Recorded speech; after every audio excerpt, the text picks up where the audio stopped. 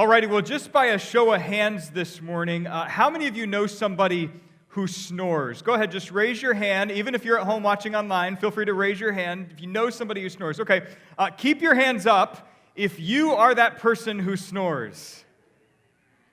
Yeah, I see a couple hands pointing this way and that way. Very good. You know, before I worked in ministry, I used to work with college students, and one summer, about 6 or 7 years ago, I took this group of students to a national conference in Eau Claire, Wisconsin, and the nearest airport to Eau Claire, Wisconsin is Milwaukee, Minnesota, which is about an hour and a half from Eau Claire. And so I remember we flew into Minneapolis, we got our bags, you know, the students were out front, and there were other schools that were there, and we were waiting for these chartered buses that were supposed to be coming. You see, this whole time, we'd gotten this information from them that said, hey, we realize that this conference is pretty far from Minneapolis, so we're going to come and bring you chartered buses, pick you up, and drive the hour and a half to Eau Claire, Wisconsin. Friends, guess what these chartered buses actually were? Yeah, those old school yellow school buses with those brown acrylic seats and, you know, those windows that can never seem to stay up. And so we're like, oh, great, this is great. This was the first sign that this was going to be a really rough conference. So we get into these yellow school buses. We make the hour and a half trip over to Eau Claire, Wisconsin. We pull into the University of Wisconsin Eau Claire campus. And because it was the summertime, all the college students were gone, which meant that we got to stay in the residence halls while during this conference. So the students, they were in these residence halls. They're about 4 to a room, but the advisors, we got this other hall, and it was 2 to a room, meaning that I only had one roommate, which was great. And so I checked into the hall, I got my key, I went upstairs, I opened the door, and immediately I was greeted by 85-degree, hot, humid heat. Now, guess what this Florida boy, the first thing that he did, what did he look for? Where is the AC thermostat? Looking around, okay, maybe it's under the bed, in the closet. I didn't see a thermostat in the room, and then I pulled out the paper that I got when I checked in, and right at the bottom it says, the rooms do not have air conditioning.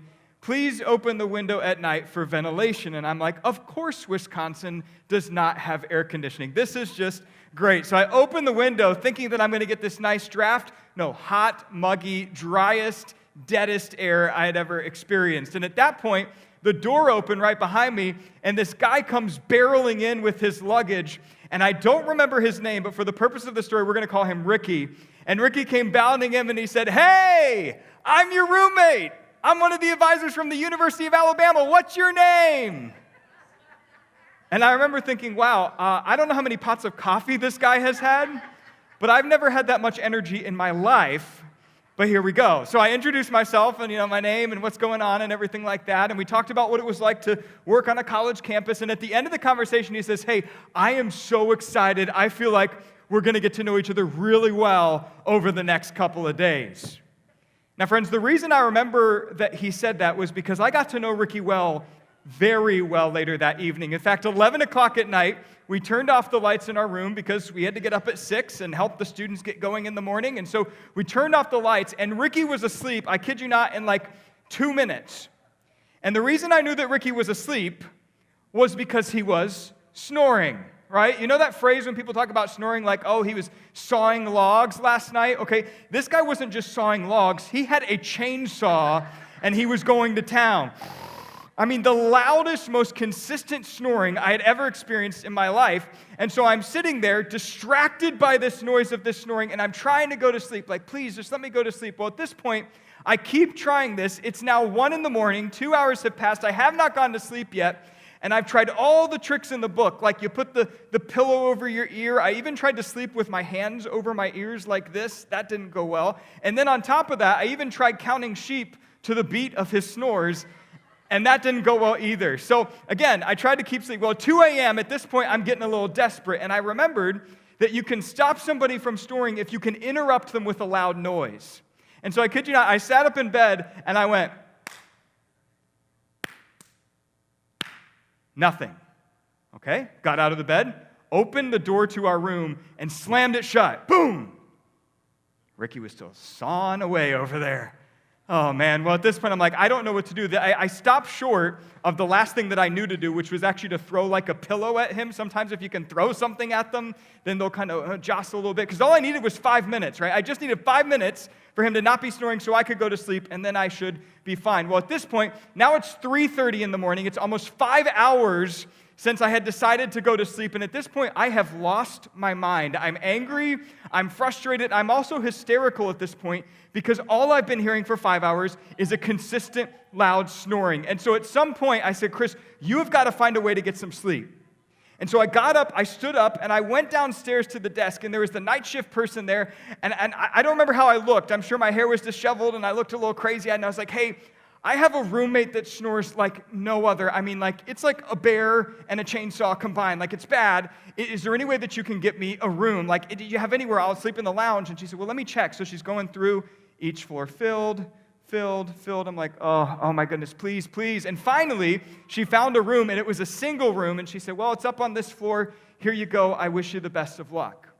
And so I grabbed the key, I went back to the original room, I opened the door, grabbed my stuff, Ricky was still snoring away up in there, and I went out and I got up into the room, and at that point, the moment I walked into this single, I did not care that it was 85 degrees in there. I was going to sweat myself to sleep because I was so exhausted from having to hear Ricky. And friends, as I laid in bed for the first time at almost 4 in the morning since 11 o'clock at night, I remember just feeling like finally I can fall asleep without any distraction.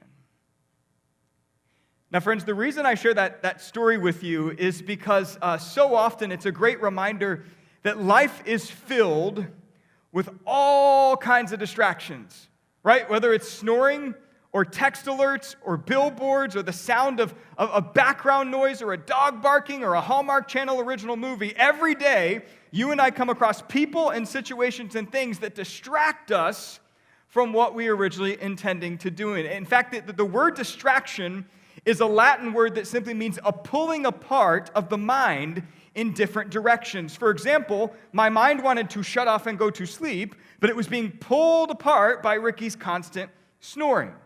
And so this is what we mean when we're talking about distraction. But here's the thing. Distraction has been around since the very beginning of creation. Remember, over the past couple weeks, we've been talking briefly about the story of Adam and Eve. Remember in the beginning, Adam and Eve, they had everything they needed. They were content. And then one day, the serpent Satan, he said, hey, over here. Hey, focus over here. You see this fruit?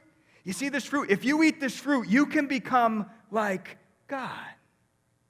And so Adam and Eve, distracted by this proposition, they ate the fruit. But remember, here's the thing. They did not become what they were promised.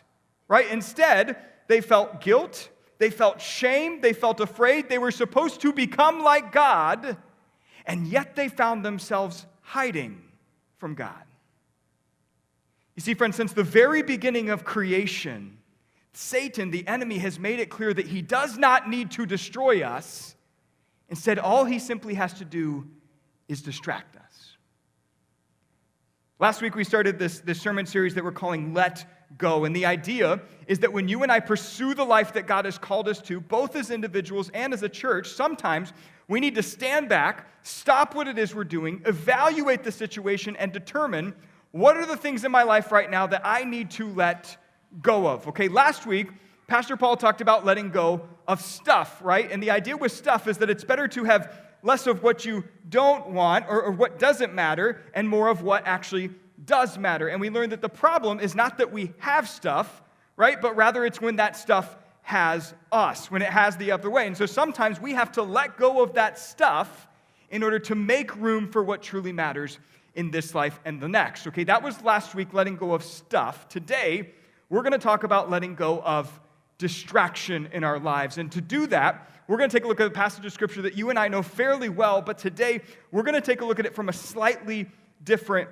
angle. And friends, what we're going to find is that this particular story gives us 3 very easy but practical steps that you and I can do when it comes to letting go of the distractions in our life and holding on to the things that truly matter in this life and the next. Okay, so here's the 3 things we're going to do. Here's the first one that we need to do. We need to be able to recognize what it is that actually distracts us. Okay, take a look at this passage. It says, as Jesus and his disciples were on their way, he came to a village where a woman named Martha opened her home to him. She had a sister called Mary who sat at the Lord's feet listening to what he said. But Martha was what? She was distracted by all the preparations that had to be made. She came to him and asked, Lord, don't you care that my sister has left me to do the work by myself? Tell her to help me. Now, friends, imagine this scene for a moment, okay? There's this little town called Bethany, about a mile and a half just southeast of Jerusalem. And over the past few months, this little town has been hearing about this guy that's going around. He's healing people. He's performing miracles. Oh, and by the way, he claims to be God himself. And so one day, all of a sudden, that man named Jesus steps into your little town of Bethany.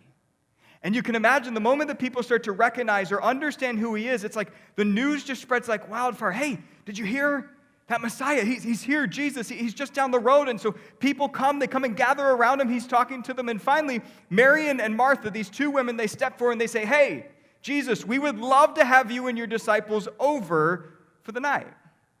And so Jesus' disciples, they go over and they get there. Jesus sits down. Mary comes and sits down at Jesus' feet. But what is Martha doing? Right? She's cooking. She's cleaning. She's making the bed. She's scrubbing the toilet. She's taking that OxyClean on all of their robes to get the dust out, right? She's doing all these things.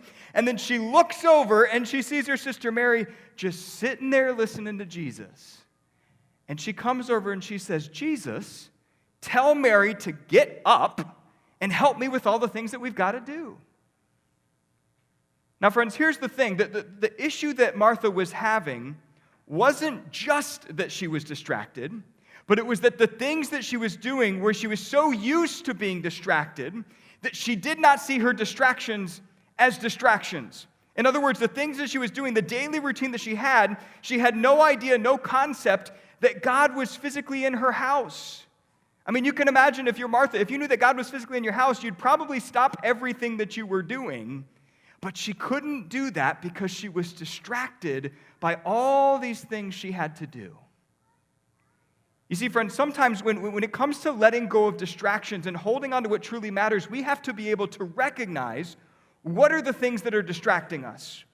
And you know what? Sometimes those things are so part of our daily routine that we don't even see them as distractions. For example, back in March when we were all locked down and we were at home, I remember my wife Elaine, she said, hey, do you want to play a game with Abigail and me? Abigail was 3 at the time. I said, well, hold on a second. I was scrolling through my email, kind of checking email. I said, well, you go ahead and play around, and then I'll join in after that. Well, they did one round, and then they did a second round, and a third round, and a fourth round. By the end of the fourth round, I was still scrolling through my phone. And so later that night, Elaine came to me and she said, hey, I just want to put this on your radar. I think you're spending too much time on your phone. Friends, guess what my response was? No. I'm not spending a lot of time on my phone. Are you kidding me? Like, no. I've been around. We've been talking and having a good time. I'm not spending a lot of time on my phone. She said, well, just consider it. I said, okay. So the next few days, I actually considered it. Here's what I learned. Every morning when I wake up, I spend time scrolling through my phone. That's the first thing that I do. And then every night when I go to bed, the last thing I do is I scroll through my phone. And then I started to realize that at random points throughout the day, for absolutely no reason at all, I was picking up my phone and scrolling through it. And here's what I learned during that time of reflection. For so long, I had justified my phone use as important and critical and necessary, when in reality, much of my phone use was not important or critical or necessary. Instead, it was simply a distraction, something to distract me from whatever was going on in that moment. But you see, here's the thing. I didn't recognize that it was a distraction until my wife called me out on it. And so here's my first challenge for all of you this morning. I want to challenge you to take some time this week to just write down a list of things that distract you on a daily basis. Just take a day and note the things that are constantly distracting you and write them down. It doesn't have to be difficult. What is distracting you? How often are they distracting you? And the idea is that we cannot begin to address our distractions unless we're able to first recognize them and be conscious of them in that way. And in my case, it took my wife telling me that in order to do it. But that's the first challenge today. Take some time to write down the distractions, because the first step in this process is we need to be able to recognize what exactly in this world is distracting us. Okay, that's number one. Here's number two. The second thing is we need to determine what it is that we value. Okay, take a look at how Jesus responded. Remember, Martha said, hey, tell Mary to come up and help me. Here's what Jesus said. He said, Martha, Martha, the Lord answered, you are worried and upset about many things, but few things are what? Are needed, or indeed only one. Friends, what is Jesus saying?